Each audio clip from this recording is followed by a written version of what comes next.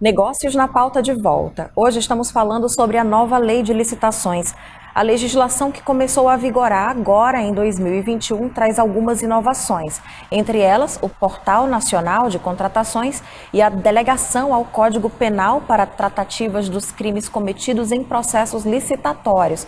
A gente tem agora a contribuição do defensor público Jean Nunes, que também é professor de Direito Constitucional da Universidade Estadual do Maranhão.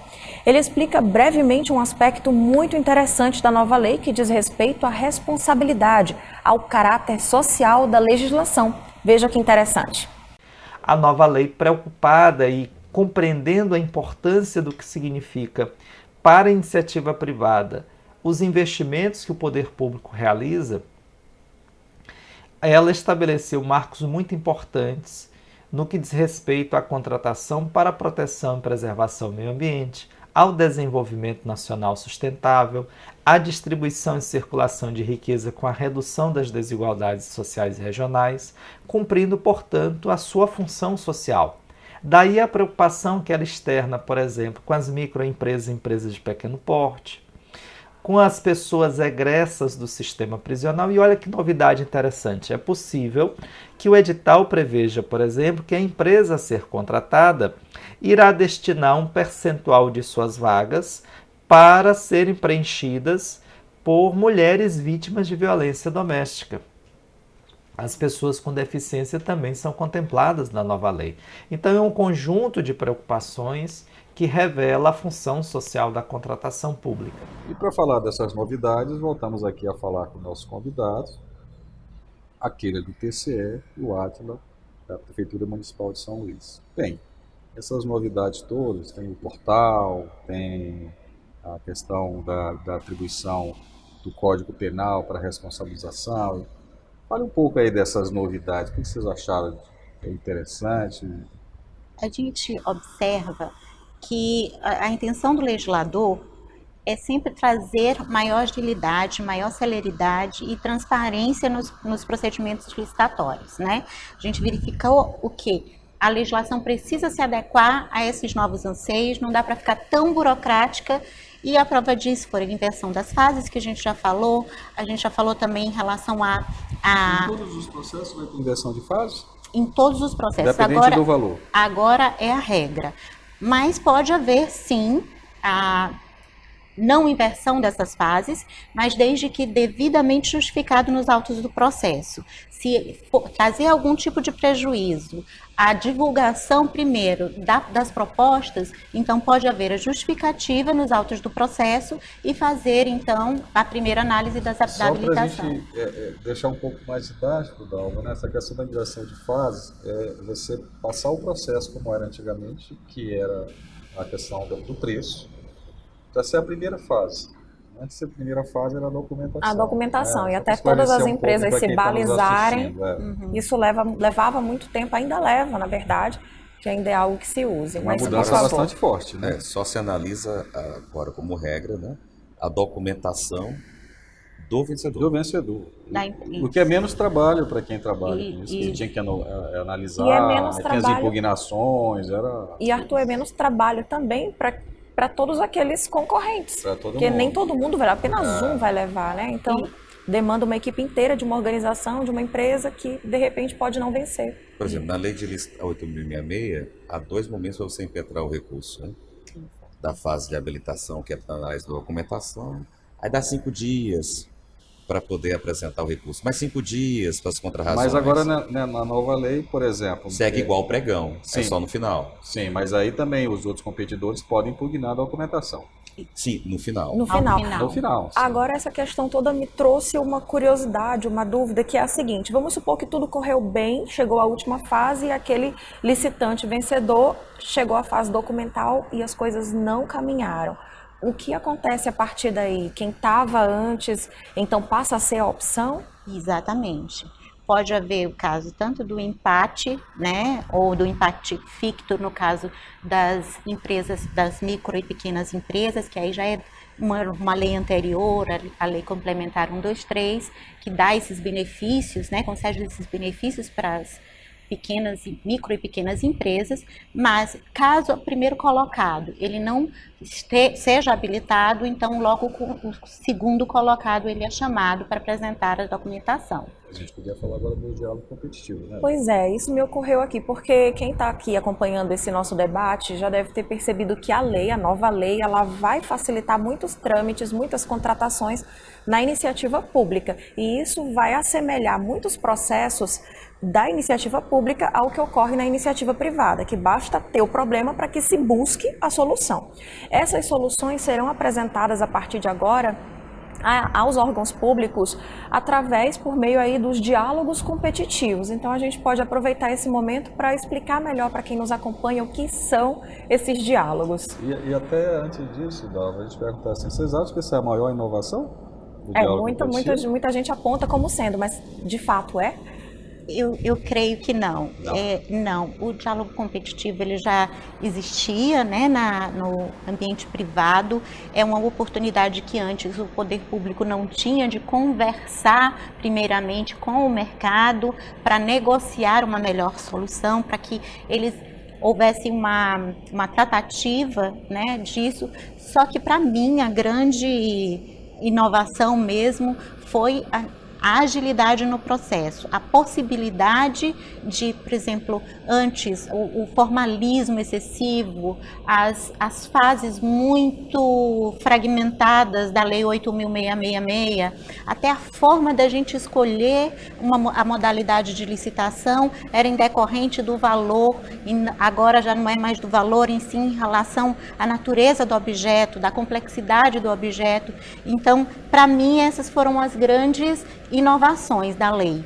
Agora, o diálogo competitivo, claro, é excelente, é uma nova oportunidade. A gente ainda vai ver como é que isso vai acontecer na prática, porque por enquanto é bem teórico, mas só a possibilidade disso a gente já vê com bons olhos.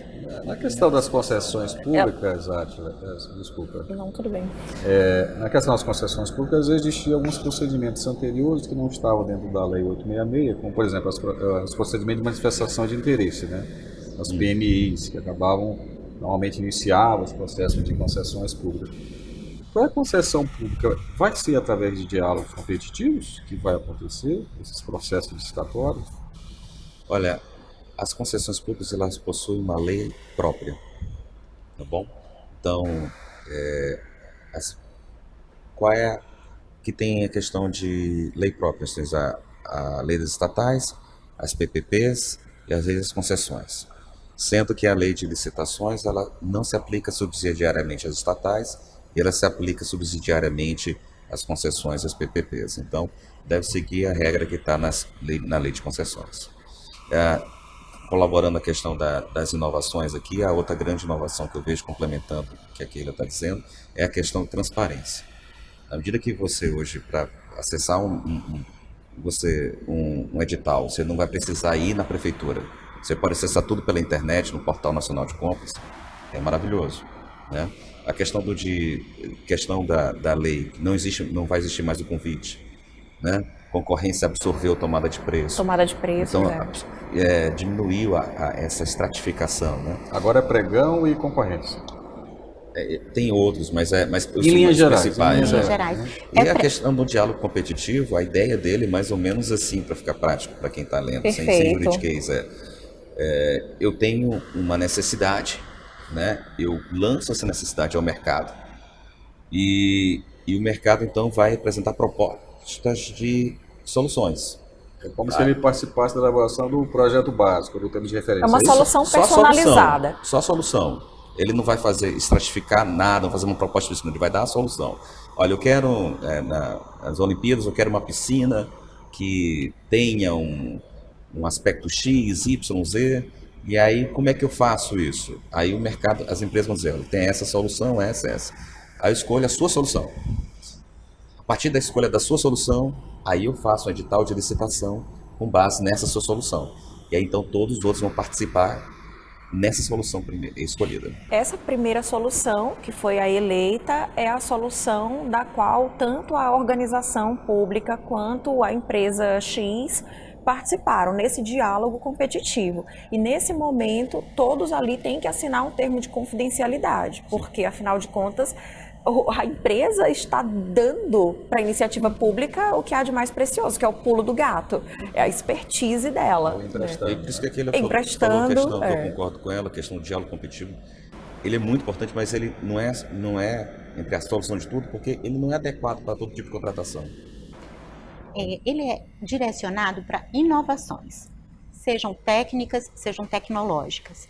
Então, é algo que realmente, se eu sou uma unidade administrativa em que eu não tenho o meu cotidiano de contratação pública não vai envolver isso, eu não vou utilizar o diálogo competitivo tão cedo, né? Então é algo realmente de inovação que haja uma necessidade. Eu não sei, administração pública, eu não sei nem te dizer direito qual é a minha necessidade. Entendi. Eu tenho uma necessidade e eu gostaria que houvesse Vamos conversar sobre possíveis soluções. Havia uma outra questão na 866 que gerou, acho que até acordo de TCE e tudo mais, que era a questão da inexigibilidade. Parece que agora essa lei é mais clara sobre alguns serviços que dispensam a comparação, desde que eles sejam únicos, não. Como é que é essa diferença hoje do que era na lei anterior?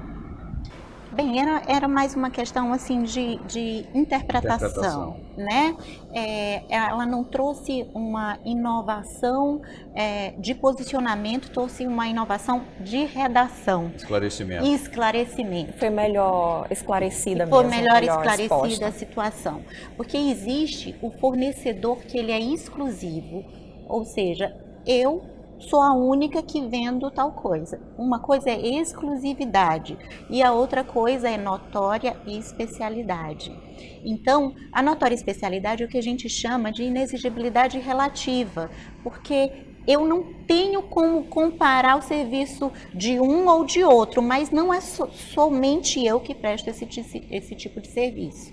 E a nova lei acaba sendo subjetiva a interpretação, né? Então, diminui a subjetividade agora? Não diminui a subjetividade. O que aumenta é a delimitação, aumenta a delimitação, a clareza de que eu não posso eu tenho que justificar a escolha daquele serviço, mas eu não preciso justificar por que eu escolhi aquele. Existem outros, mas aquele atende de uma forma melhor o interesse público que eu almejo satisfazer. Isso não é, repito, uma inovação legislativa, mas foi uma inovação de redação. Redacional, Isso, mas a interpretação que já era dada pelos órgãos de controle se manteve. Continua mesmo. Continua. A professora Átila tem um comentário. Essa questão da redação é muito importante, porque ela traz um conceito mais detalhado de notório saber, por exemplo, onde ela dá exemplos de que pode ser artigos, podem ser experiências de trabalho, ou seja, ela traz alguns exemplos de características de como você pode alcançar o notório saber. Mas então, os engenheiros e arquitetos reclamam muito disso, né? Uhum. Porque eles dizem assim, olha, você está comparando o meu trabalho com o dele. E quer que compare pelo preço. Não pode ser assim. Além da questão de ter só um que faz, ou aquele serviço que tem a notoriedade, houve também a evolução jurisprudencial dos tribunais de contas que foi levada para a norma, como o credenciamento. Né? Ou seja, o credenciamento é uma forma de inexigibilidade que assim, você não tem, muitos podem fazer pelo mesmo preço. Você pode credenciar profissionais de saúde, né, para poder atender, né, nas suas clínicas. Você já define o preço, você define os profissionais, quantos quiserem e puderem se credenciar, e isso é considerado uma inexigibilidade. Ou seja, não só um podem, mas todos podem também no mesmo quantidade, no mesmo questão do preço. Então, a questão do credenciamento, que é o exponencialmente diferente do que aquele único que pode fazer, e o notório. Essa questão do notório, que você falou dos arquitetos, também houve uma consulta da ALEMA, né, da Assembleia Legislativa, para o Tribunal de Contas, esse ano, sobre o caso da contratação de advogados. Né? Porque havia uma dúvida bem existem serviços, o serviço jurídico, ele é considerado inexigibilidade, não quero saber ou não? Porque houve uma lei no ano passado que tirou o objeto singular, a questão da singularidade, da necessidade dos contadores e dos advogados, né? Então, o Tribunal de Contas ele manteve esse entendimento, mas ele deu nesse acórdão características que o gestor público pode tomar uma melhor decisão quanto a essa inexigibilidade, sem ser tomando a cautela de não ser responsabilizado. E pode se utilizar também, analogicamente, os arquitetos e tal. Por que isso é importante? Porque senão pode acontecer o que se chama de apagão das canetas. O apagão das canetas o medo do órgão de controle é tão grande, mas É a realidade. né? Que às vezes o gestor, ele pode ser responsabilizado até por omissão. Não, eu não vou assinar isso, eu tenho medo disso, né? Então, o que acontece? Isso é uma realidade. Né? Eu já fui gestor público. Então você entende, não, olha. Então, nessa situação, quando houver dúvida, fazer a consulta do Tribunal de Contas é um bom encaminhamento. No caso dos arquitetos, pode ser feito isso também. Uau, muito bom. Nossa, eu acho que a gente passaria aqui mais um programa que Não, ficaria eu tô 2, 3 aqui, horas, né, Arthur, Dal? tem coisa na minha cabeça que a gente não trouxe para cá e era importante trazer. A Acho gente que isso aqui queria vai falar merecer mais um outro coisa, momento, estamos há quase gente. uma hora conversando aqui. É verdade. Acho que dá um debate bastante forte sobre isso. Ora, nós Excelente. agradecemos aqui a presença da Keila, do TCE, professor Átila da Prefeitura Municipal de São Luís. Estamos aqui já encerrando o nosso programa. Dal. Encerrando com gostinho de quero mais. Sejam sempre muito bem-vindos, professor Átila e Keila. Podem se despedir também do nosso público. Eu gostaria de agradecer mais uma vez o convite. É uma honra estar aqui representando o órgão, o Tribunal de Contas, exatamente para dirimir essa ideia, né, desse terror que os órgãos de controle muitas vezes têm produzido. A ideia é realmente a gente aperfeiçoar a gestão pública, não só com o efeito, né, repressivo, mas preventivo e de orientação. Então, agradecer o espaço, a oportunidade, foi um grande prazer. Professor? Eu também agradeço a oportunidade de estar aqui, ser muito bem recebido, estar em participação, em comunhão com pessoas exponenciais, né? E dizer que espero poder ter contribuído de uma maneira mais clara, mais didática para o público, para que possa acompanhar que não existe nada difícil. É difícil aquilo que a gente não conhece, né? Então, espero poder ter ajudado. Excelente, ajudou sim, ajudaram, com certeza. Bem, a gente fica por aqui. Obrigado mais uma vez pela sua companhia.